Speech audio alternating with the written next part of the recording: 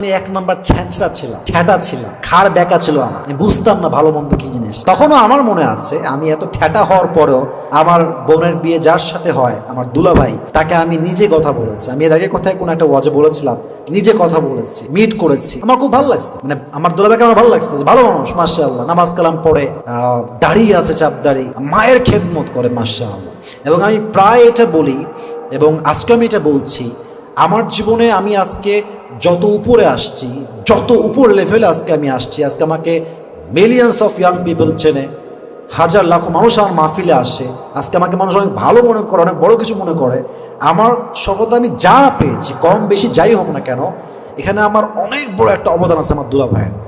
আসসালামু আলাইকুম ইসলাম দরদি ভাই ও বোনেরা, আজকে আসিফ হুজুরের মুখ থেকে আমরা কিছু মূল্যবান বায়ান শুনবো এবং সেই সমস্ত বায়ানগুলোকে আমরা চেষ্টা করব আমল করার। তো যাই হোক, আজকে আসিফ হুজুর এমন একজন হুজুর, সত্যি তার যে বয়ান রয়েছে সেই বয়ানগুলো সত্যি খুব সামাজিক এবং যুক্তিসঙ্গত। সেই সমস্ত বায়ানকে কিন্তু আমরা শুনবো এবং সেই সমস্ত বায়ানকে আমরা আমাদের সামাজিক জীবনে বাস্তবায়ন করার চেষ্টা করবো ইনশাল্লাহ। তো চলুন আর বেশি দেরি করব না, আমরা সরাসরি আসিফ হুজুরের মুখ থেকে শুনে নেব কিছু বায়ান এবং সেই বায়ানকে আমরা আমল করার চেষ্টা করব ইনশাল্লাহ। আমি এক নাম্বার ছ্যাঁচড়া ছিলাম, ঠ্যাটা ছিলাম, খাড় ব্যাকা ছিল আমার। আমি বুঝতাম না ভালো মন্দ কি জিনিস। তখনও আমার মনে আছে, আমি এত ঠ্যাটা হওয়ার পরেও আমার বোনের বিয়ে যার সাথে হয়, আমার দুলাভাই, তাকে আমি নিজে কথা বলেছি। আমি এর আগে কোথায় কোনো একটা ওয়াজে বলেছিলাম, নিজে কথা বলেছি, মিট করেছি। আমার খুব ভালো লাগছে, মানে আমার দুলাভাইকে আমার ভালো লাগছে, যে ভালো মানুষ, মাশাআল্লাহ, নামাজ কালাম পড়ে, দাঁড়িয়ে আছে, চাপ দাড়ি, মায়ের খেদমত করে, মাশাআল্লাহ। এবং আমি প্রায় এটা বলি, এবং আজকে আমি এটা বলছি, আমার জীবনে আমি আজকে যত উপরে আসছি, যত উপর লেভেলে আজকে আমি আসছি, আজকে আমাকে মিলিয়ন্স অফ ইয়াং পিপল চেনে, হাজার লাখো মানুষ আমার মাহফিলে আসে, আজকে আমাকে মানুষ অনেক ভালো মনে করে, অনেক বড় কিছু মনে করে। আমার সফলতা আমি যা পেয়েছি, কম বেশি যাই হোক না কেন, এখানে আমার অনেক বড় একটা অবদান আছে আমার দুলা ভাইয়ের। আমার কথাবার্তা বলার পেছনে যতটা আমি কোয়ালিফাইড বা স্মার্ট যাই বলো না কেন, আমার দুলা ভাইয়ের অনেক বড় একটা অবদান আছে। আমি দুলা ভাইয়ের থেকে ভাষা শিখেছি, অনেক কিছু ভাইয়ের থেকে আমি শিখেছি। অতএব আমার মনে হয় যে আমি আমার জীবনের সবচেয়ে সেরা জামাইটা আমার বোনের জন্য আমি দিয়েছি, সেরা যুবককে আমি খুঁজে পেয়েছি। যদি আমার অনেক বয়সে বড়, জাস্ট বলতেছি ভাই হিসেবে, as much as you can, you have try your best. আপনাকে চেষ্টা করতেই হবে, বাকিটা আল্লাহর উপরে ভরসা। অতএব বিয়ের সময় যখন আপনার বোনের হয়ে যাবে, ট্রাই করবেন ভাই হিসেবে সবচেয়ে উত্তম চরিত্রবান যুবককে আপনার বোনের জন্য জামাই হিসেবে খুঁজে বের করা। রাজি আছেন তো ইনশাআল্লাহ? যার বোন আছে তার মাথায় মোট দায়িত্ব রয়েছে অনেকগুলো, জাস্ট আমি তাকে 3টি দায়িত্ব রিমাইন্ডার হিসেবে বলতেছি। বলেন তো কয়টা দায়িত্ব ভাই হিসেবে? হায় হায়, এত আসতে বলেন সবাই, কয়টা? 3টা। 1, নিজের বোনকে বাবার সমস্ত সম্পত্তি ভাগ হওয়ার পরে যথাসাধ্য বুঝিয়ে দেওয়া। কথা কি বোঝা যায়? বুঝায় দেন, যা তার প্রাপ্য তাকে দিয়ে দেন। যতটুকু জমি সে পায়, টাকা পায়, ব্যাংক ব্যালেন্স পায়, স্বর্ণ পায়, বুঝায় দেন। একটু গড়বড় করবেন না। নাম্বার 1, বোনের সম্পত্তি বোনকে পরিপূর্ণ বুঝায় দেন।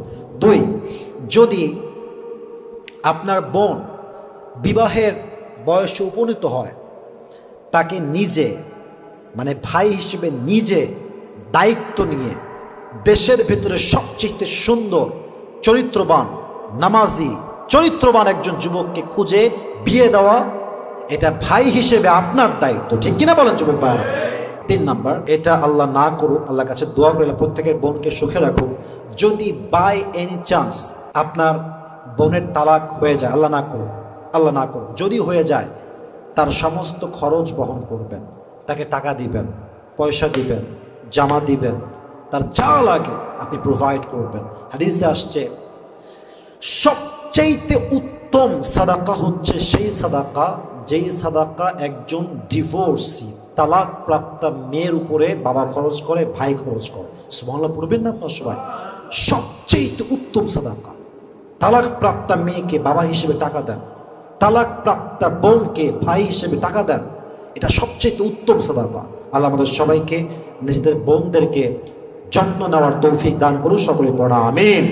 সর্বশেষ কথা, নারীর সম্মান মা হিসেবে কতটুকু? আমি আগে বলেছি, মা মানেই হচ্ছে আমাদের জন্য জান্নাত। মায়ের পায়ের নিচেই হচ্ছে জান্নাত। আল জান্নাতু তাহতা আকদামি উম্মাহাতিকুম, তোমার মায়ের পায়ের নিচেই হচ্ছে তোমার জান্নাত।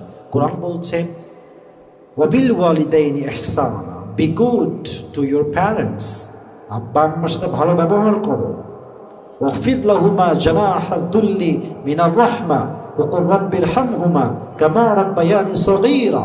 কি সুন্দর কথা! ইসলাম মায়ের সম্মান, বাবার সম্মান কোন আকাশ চুম্বিলে ফেলে নিয়ে গেছে। আল্লাহু আকবার! এত সম্মান। ইম্মা ইয়াবলুগান্না ইনদাকাল কিবার আহাদুহুমা আও কিলাহুমা ফালা তাকুল লাহুমা উফ। বাবা এবং মায়ের ভেতরে যদি একজন বৃদ্ধ কিংবা বৃদ্ধা হয়ে যায়, ফালা তাকুল লাহুমা উফ, do not say to them annoyance word. وَقُلْ لَهُمَا قَوْلًا كَرِيمًا, speak to them with noble words, do not repel them, do not say to them annoyance word, বাজে ব্যবহার করো না, বাজে কথা বলো না, বিনয়ের সাথে কথা বলো। وَخْفِضْ لَهُمَا جَنَاحَ الذُّلِّ مِنَ الرَّحْمَةِ, and lower the wing of humility in front of your parents, বিনয়ের ডানা বিছিয়ে দাও।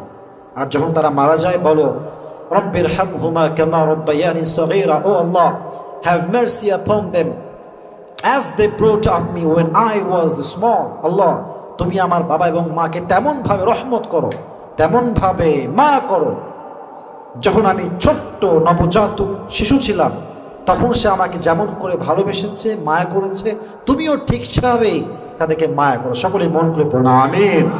অতএব মাকে সম্মান করবেন, মায়ের যা লাগে দিবেন, মায়ের কথাকে অবাধ্য হবেন না, বাধ্য হয়ে চলবেন, মায়ের প্রত্যেকটা বিষয়ে খেয়াল রাখবেন, মায়ের হক নষ্ট করবেন না, মাকে সালাম দিবেন, মায়ের প্রত্যেকটা বিষয়কে যথাযথ মেনে চলবেন।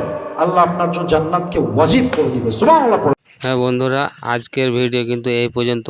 এরপরে কিন্তু আবার আমরা নতুন কোনো একটা ভিডিও নিয়ে উপস্থিত হবো। তাই বন্ধুরা, আমার এই চ্যানেলটাকে যারা সাবস্ক্রাইব করবেন তারা কিন্তু প্লিজ দয়া করে সাবস্ক্রাইব করে নিও।